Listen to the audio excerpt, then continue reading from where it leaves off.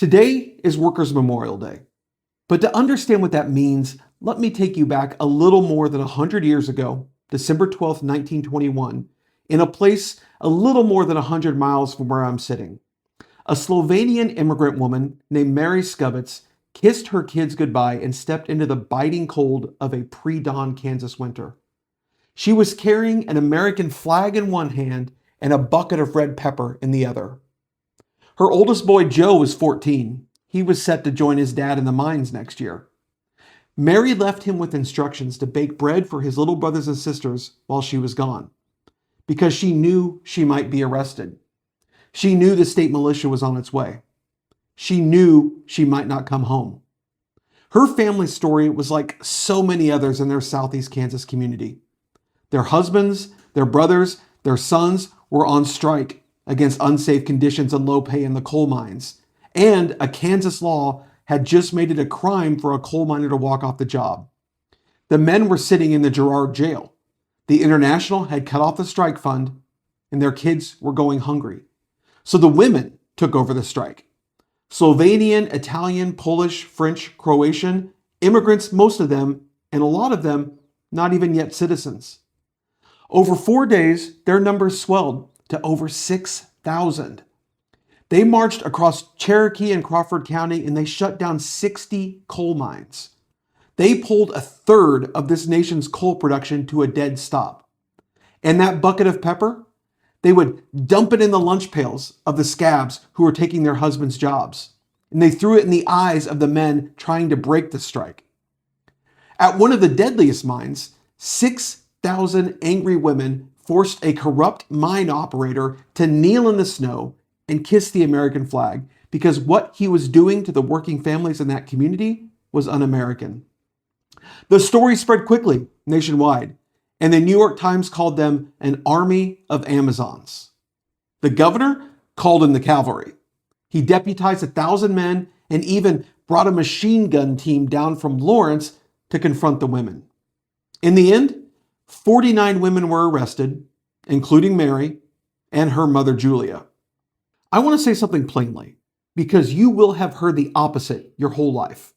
There's a story about the fight for worker safety in this country, that it's an East Coast thing or something imported to Kansas from the Rust Belt or the coast. But that is a lie. The history of worker safety in America runs through Kansas. The coal wars were fought here. Mother Jones and Eugene Debs organized here. Mary Skubits was a Kansan, and the law she was marching against was a Kansas law. And 18 months after her arrest, the United States Supreme Court struck that law down. The fight for the right to come home alive at the end of a shift was lit in Kansas coal country. We did not inherit it from somewhere else. We started it. And we have carried that torch for more than 100 years.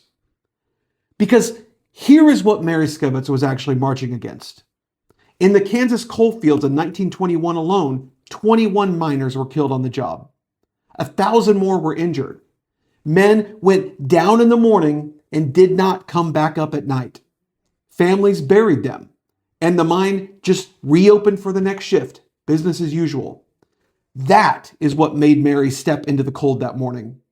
Not politics, not outside agitation, but the funeral of someone's husband, the limp of someone's father, and the empty chair at someone's table. They marched because people they loved were dying at work, and nobody with the power to stop them was going to unless they made them. Just 50 years after Mary walked into that December morning, this country finally decided that every single worker has the fundamental right to come home alive. That is why we commemorate this day. That is why April 28th is Workers' Memorial Day.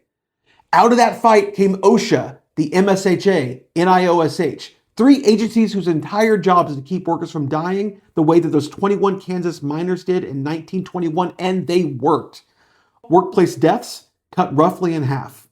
Since 1970, about 735,000 American workers are alive today who under the old rules would have been in the ground. And those 735,000 lives, that is what Mary's pepper bucket bought. And I have to tell you plainly that progress is under attack right now. OSHA has fewer inspectors today than at any point in its 55-year history. At current staffing, it would take 191 years to inspect every American workplace one time. In Kansas, there are 10 federal OSHA inspectors. 10 for the entire state. NIOSH, the only agency in the federal government whose entire job is studying how workers get hurt or killed, had 85% of its staff fired last April by DOJ. And more than 60 worker protections are on the chopping block right now. Respirators, silica, chemicals, mine safety plans, the general duty clause itself, the single sentence that says your employer has to keep you safe from known hazards. Every one of those was bought with someone's life, and I'll be damned if we'll give them up without a fight. So here's what I'm asking. Today, right now, we mourn. In Kansas in 2024, the newest year for which we have statistics, 56 workers did not come home from their shift. If you include occupational illness, it's in the hundreds.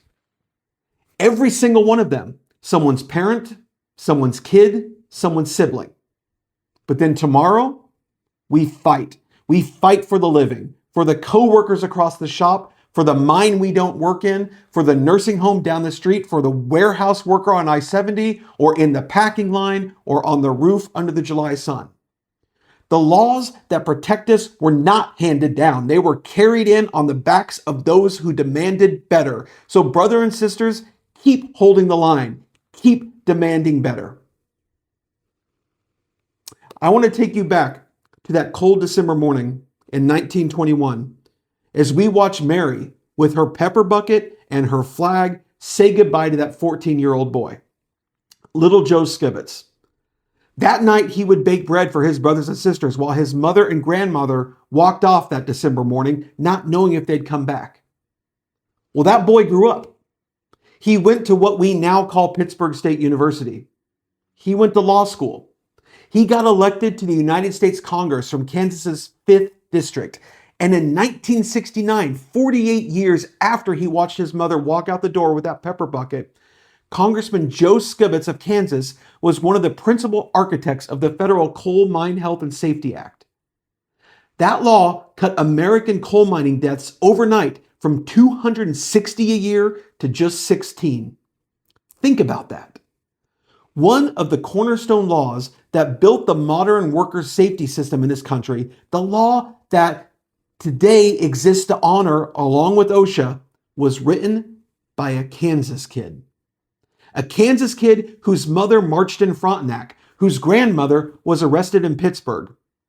Tens of thousands of miners in West Virginia, Pennsylvania, Kentucky, Wyoming, men who have never even heard of Frontenac, Kansas, much less of Mary Skibbets, are alive today because of a fight that started here in Kansas. That fight is ours now.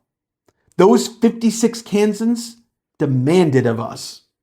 Today is for them, but tomorrow is for us. Mourn the dead, fight for the living.